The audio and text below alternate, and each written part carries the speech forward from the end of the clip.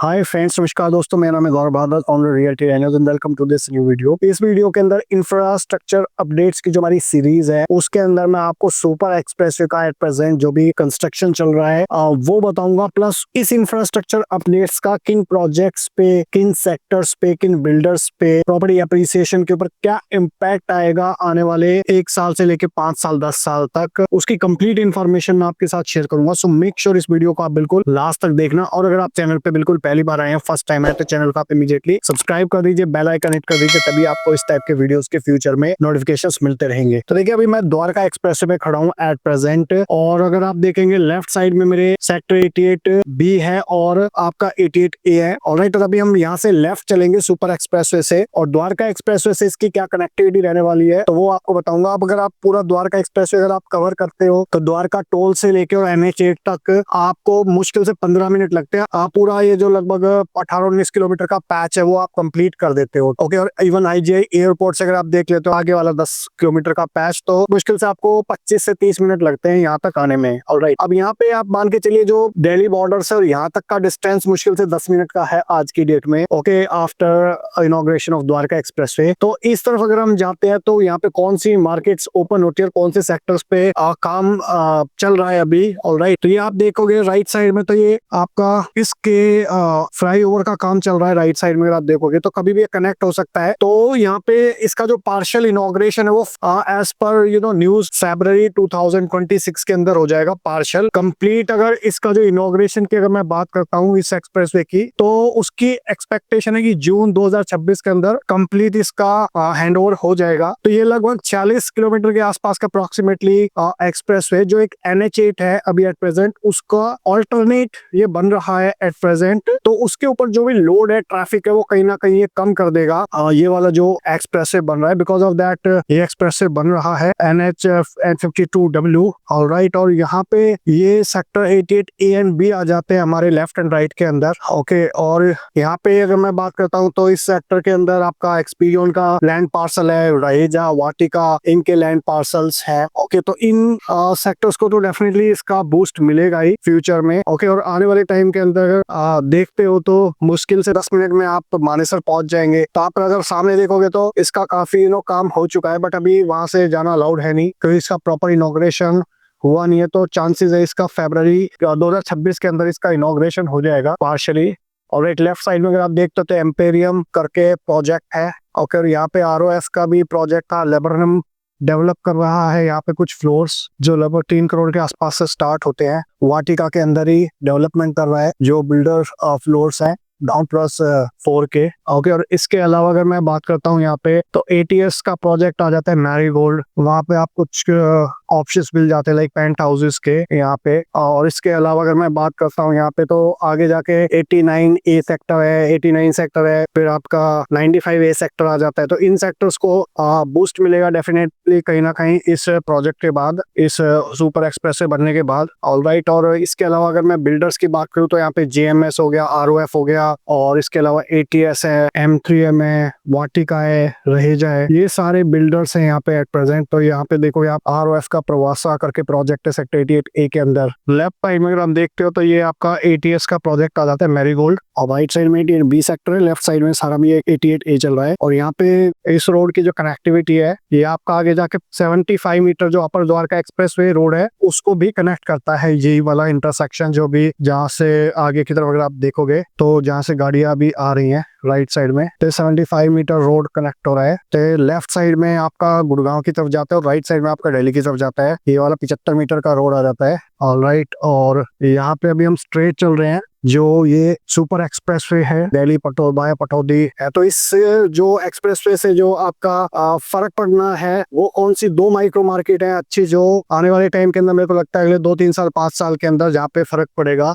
तो एक तो आपका मानेसर माइक्रो मार्केट के ऊपर काफी अच्छा फर्क पड़ेगा इस एक्सप्रेसवे का। ओके, और दूसरा फर्क पड़ेगा आपका जो पटौदी वाली माइक्रो मार्केट है जिसके बारे में आज की डेट में शायद कोई नहीं बात कर रहा। तो वो माइक्रो मार्केट के अंदर भी वहाँ पे हालांकि प्लॉटेड डेवलप डेवलपमेंट डीडीजेवाई वाले डेवलपमेंट ज्यादा है। ऑलराइट, फ्लोर्स वगैरह भी लॉन्च हो रहे हैं उस तरफ भी, ठीक है, तो उसके ऊपर थोड़ा फर्क पड़ेगा क्योंकि कनेक्टिविटी इस एक्सप्रेसवे के होने से बेटर हो जाएगी। प्लस इसके अलावा जो है आपका जो मानेसर वाली बेल्ट है उसके अंदर डेफिनेटली फर्क पड़ेगा, क्योंकि जो लोग भी मानेसर के अंदर अभी एट प्रेजेंट जॉब कर रहे हैं, ठीक है, और दिल्ली से कम्यूट कर रहे हैं, कहीं ना कहीं उनको फर्क पड़ेगा इस चीज का। लेफ्ट साइड में भी जो है सेक्टर 89A चल रहा है अभी, तो यहाँ पे भी अभी कुछ लाइक प्लॉटी डेवलपमेंट आ रहे हैं डीडीजेवाई के, आपका बेस्ट टेक के प्लॉट्स हैं। इसके बाद 95A सेक्टर आ जाता है, वहां पे आपको रूट्स के प्लॉट मिल जाते हैं लगभग, जहाँ पे 2 लाख रुपए गज का आज की डेट में रेट हो चुका है। और they are also waiting for this expressway to open. और उसके बाद कहीं ना कहीं 1-2 रोड बनने, लाइक जो 75 मीटर का रोड है और एक और रोड आ गया है, ठीक है, तो उसके बाद उनके भी रेट्स कहीं ना कहीं शूट होंगे बिकॉज ऑफ दिस एक्सप्रेसवे। तो 89A सेक्टर हो गया, 95A सेक्टर हो गया, और फिर दूसरी तरफ आपका जो था वो 88B सेक्टर हो गया और 95B सेक्टर हो गया। तो वहां पे भी कुछ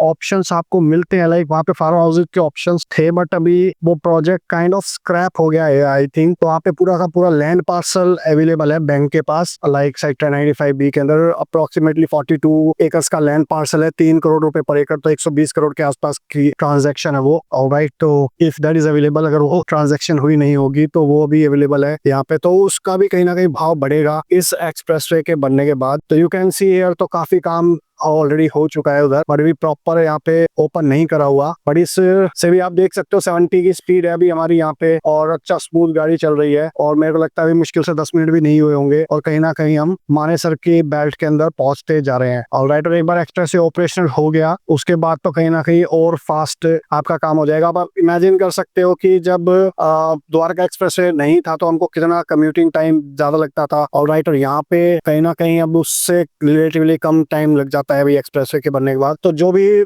लोकेशन आपको फार फेस्ट लगती है, दूर लगती है, वो कहीं ना कहीं एक्सप्रेसवे के बाद, कनेक्टिविटी के बाद, इंफ्रास्ट्रक्चर के बाद वो कहीं ना कहीं हमको पास लगनी स्टार्ट हो जाती है, ठीक है। तो इसका एक जो मेजर फर्क पड़ेगा इस एक्सप्रेसवे का, जो मेरे को लगता है वो M3M का जो 150 एकड़ की टाउनशिप आ रही है मानेसर के अंदर, उस पर कहीं ना कहीं बहुत ही पॉजिटिव इंपैक्ट पड़ेगा, ठीक है, क्योंकि वहां पे अगर मैं बात करता हूँ तो 12,500-13,000 रुपए पर स्क्वायर फीट पे भी चीज लॉन्च करी है उन्होंने। और वैसे अगर ओवरऑल अगर आप देखोगे इस बेल्ट के अंदर तो 9,000 से लेकर 15,000 रुपए पर स्क्वायर फीट तक का रेट है। यहाँ पे अगर आप देखोगे लेफ्ट साइड में ये JMS द प्राइड है, प्लॉटेड डेवलपमेंट है ये। ऑलराइट, तो यहाँ पे माइक्रोटेक का भी कुछ प्रोजेक्ट है, लाइक माइक्रोटेक का सक्सेस अब आ गया है, ये SCOs के प्रोजेक्ट है, पीछे DDJY वाला प्रोजेक्ट था, ठीक है। तो माइक्रोटेक हो गया, JMS, ROF, रहेजा, वाटिका और आपका M3M, ये मेजर डेवलपर है। वर्ल्ड वाइड हो गया फॉर दैट एग्जाम्पल, ठीक है। तो ये सारे बिल्डर्स हैं और इसका कहीं ना कहीं इन सारे बिल्डर्स के ऊपर एक पॉजिटिव इम्पैक्ट आएगा इस इंफ्रास्ट्रक्चर के बनने के बाद। और ये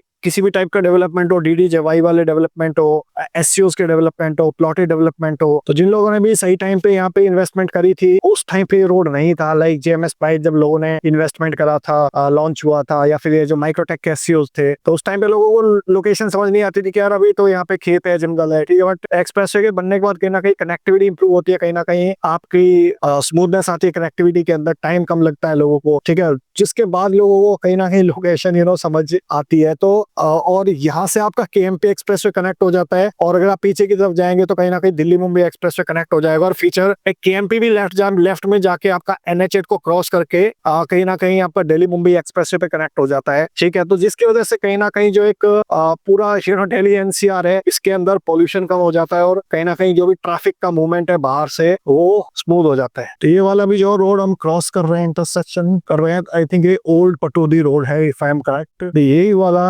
रोड जो है आगे KMP एक्सप्रेस पे बन जाता है। तो यहाँ पे अगर प्लॉटी डेवलपमेंट की मैं बात करूँ across the different micro markets, तो जैसे जैसे हम थोड़ा दूर जाएंगे रेट थोड़ा सा कम होता जाएगा, वहां ज्यादा रेट है। तो एवरेज रेट जो है 1,35,000 रुपए से लेकर 2 लाख रुपए गज तक का रेट है जो प्लॉटेड डेवलपमेंट है। और फ्लैट्स का मैंने जो आपको बताया कि 9-9.5 रुपए से लेकर और आपका 15,000 रुपए पर स्क्वायर फीट तक के एवरेज रेट्स है, ठीक है। जो मैं आपको बताया था M3M की जो टाउनशिप है, उसको काफी बेनिफिट होने वाला है इस एक्सप्रेसवे की वजह से, क्योंकि यहाँ पे मुश्किल से आपको 10 से 15 मिनट का मुश्किल से टाइम लगेगा आपका द्वारका एक्सप्रेसवे से उस टाउनशिप तक पहुंचने के अंदर। ओके, और ये मान के चलिए वहाँ पे 1200 से 1400 स्क्वायर फीट के 2 बेडरूम मिल रहा है 1.5 करोड़ के अंदर, और आपको 1900 स्क्वायर फीट के 3 बेडरूम मिल रहे हैं। तो कहीं ना कहीं डेफिनेटली आने वाले टाइम के अंदर फ्यूचर में उसका पोटेंशियल बहुत जबरदस्त रहने वाला है। ऑलराइट, और आज की डेट में जो लोगों को फार फेस्ट लोकेशन लगती है वो कहीं ना कहीं इंफ्रास्ट्रक्चर के डेवलपमेंट होने के बाद पास होती चली जाती है। ऑलराइट, मुश्किल से 15 मिनट आपको लगते हैं, कम्यूटिंग टाइम लगता है। और अगर आपको मेन गुड़गांव के अंदर कोई चीज समझ नहीं आ रही, अगर आपके बजट से चीजें बाहर हो चुकी हैं, तो डेफिनेटली आप इस टाइप की प्रॉपर्टीज कहीं ना कहीं कंसीडर कर सकते हो। ऑलराइट, और जो एक पूरा बड़ा डेवलपमेंट होता है लाइक 150 एकड़ का डेवलपमेंट काइंड ऑफ, तो वहां पे क्या होता है कि आपको सारी चीजें मिल जाती है, लाइक रेजिडेंशियल हो गया, कमर्शियल हो गया, आपका रिटेल डेस्टिनेशंस हो गए। ऑलराइट, तो वो पूरा इकोसिस्टम हो जाता है। तो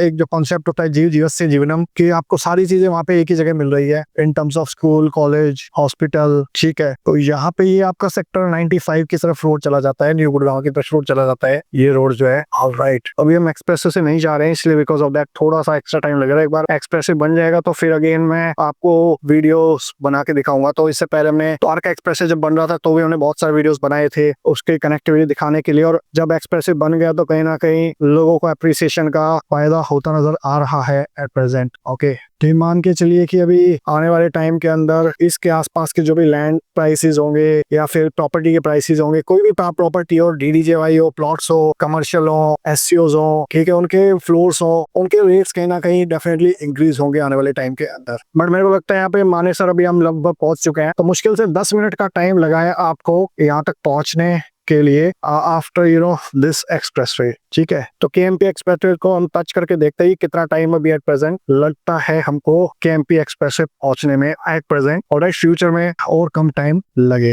late me try to show you the KMP expressway का टच पॉइंट, एग्जैक्टली कितना टाइम हमें द्वारका एक्सप्रेसवे से केएमपी एक्सप्रेसवे पे जाने में लगने वाला है। Alright, so we are about to touch KMP expressway in a minute or two. और केएमपी एक्सप्रेसवे आपका एक तरफ कुंडली मानेसर पलवल है, एक तरफ कुंडली की तरफ जाता है वाया मानेसर, और एक तरफ पलवल की तरफ फरीदाबाद की तरफ जाता है। ओके, और उसकी वजह से भी कहीं ना कहीं एक्सप्रेसवे की वजह से कनेक्टिविटी पिछले 2-3-4 साल में इम्प्रूव हुई है, थैंक्स टू गडकरी साहब जिन्होंने बड़े फास्ट एक्सप्रेसवे बनाए हैं। ऑलराइट, और यहाँ पे अगर मैं देखता हूँ तो बिल्कुल हमारे सामने मुझे दिखाई देना थोड़ा स्टार्ट हो चुका है केएमपी एक्सप्रेसवे। तो अब इस एक्सप्रेसवे को भी कनेक्ट होने के बाद कहीं ना कहीं फ्यूचर में आपकी रेवाड़ी की, जयपुर की कनेक्टिविटी कहीं ना कहीं बेटर हो जाएगी, और कहीं ना कहीं एक बूस्ट मिलेगा रियल एस्टेट इन्वेस्टमेंट्स को, बिल्डर्स को, बायर्स को, सेलर्स को, इन्वेस्टर्स को। देखिए, देखते ही देखते केएमपी एक्सप्रेसवे आ चुका है। आज की डेट में 15-16 मिनट लगे हैं जब एक्सप्रेसवे नहीं बना हुआ। फ्यूचर में जब एक्सप्रेसवे बन चुका होगा तो हार्डली 8 से 10 मिनट लगेंगे आपको यहाँ पे आने में। राइट हियर, लेफ्ट में अगर आप जाओगे तो मानेसर चले जाओगे, और राइट में जाओगे तो यहाँ से फारूक नगर चले जाओगे। So I hope you got the complete clarity about this new infrastructure update. और यहाँ से आप केएमपी एक्सप्रेसवे पे चढ़ सकते हो इस सर्कल से। और देखिए, द्वारका एक्सप्रेसवे से केएमपी एक्सप्रेसवे का मैंने कंप्लीट व्लॉग के अंदर आपको आज की डेट में जो इंफ्रा का अपडेट है वो ग्राउंड रियलिटी पे दिखा दिया है। आई होप आपको वीडियो अच्छा लगा होगा। अगर अच्छा लगा हो तो प्लीज इसको लाइक कर दीजिए, ज्यादा अच्छा लगा हो तो इसको प्लीज शेयर कर दीजिए अपने फ्रेंड्स के साथ, रिलेटिव्स के साथ, कलीग्स के साथ, जो लोग भी यहाँ पे मानेसर वाली बेल्ट के अंदर, इन प्रोजेक्ट्स के अंदर जो इस लोकेशन के आसपास हैं, like Gurgaon international city, MCM smart world के उसके अंदर, या फिर जो और प्लॉटेड डेवलपमेंट है आपका वर्ल्ड वाइड रियलिटी के, उनके अंदर लोगों की एक हेल्प हो सके, प्लस मुझे मोटिवेशन मिले। Thank you so much for watching till here so that investor और एंड यूजर्स की हेल्प। और चैनल पे अगर आप फर्स्ट टाइम आए, पहली बार आए, तो चैनल को आप इमीडिएटली सब्सक्राइब कर दीजिए, बेल आइकन हिट कर दीजिए, तभी आपको इस टाइप के वीडियोस के फ्यूचर में नोटिफिकेशंस मिलते रहेंगे। So thank you so much for watching till here. मिलता हूं अभी आपको नेक्स्ट वीडियो के अंदर, तब तक के लिए बाय बाय, टेक केयर।